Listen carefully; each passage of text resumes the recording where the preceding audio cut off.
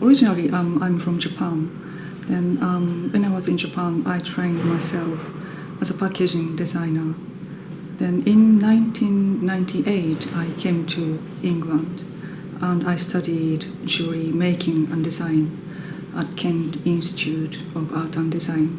Then I did my MA at Royal College of Art. Then afterwards, I got a chance to be artist residence at the School of Jewelry in Birmingham Institute. I think I got influence from my mother.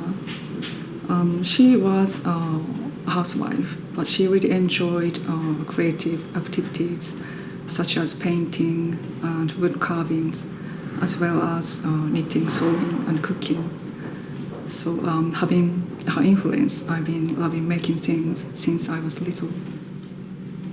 My inspiration is, I think, it's something elusive or ambiguous. It doesn't really have shape or image. I think it's from my senses or something like that. Yeah, so I think my inspiration is inside myself, and I think to take that out, probably I need to make something. I'm very much interested in cooking in many reasons, because cooking is a creative activities in which we can do every day. And also when we do cooking, we use all our senses.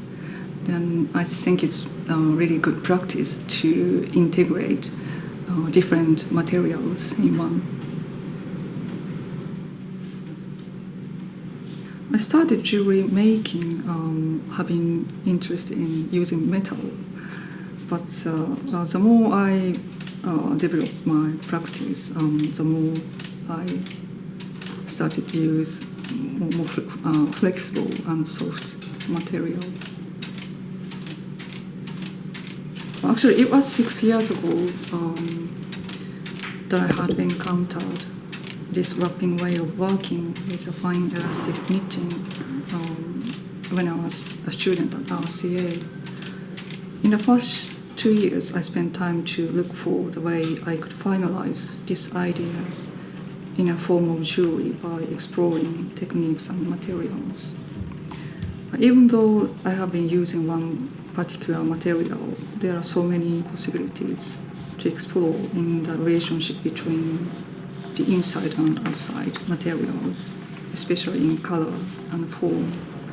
In recent years, I have been using different ways of knitting, and this gives my work kind of complexity while it retains simplicity.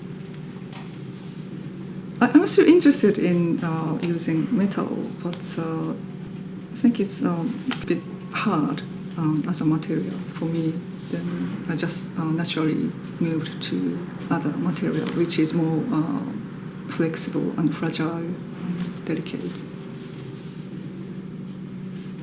But since I don't set any concept or something before I make my piece, I entirely leave interpretation to the wearer or viewer. So indeed, I would like to ask the people what kind of meaning they find in my piece.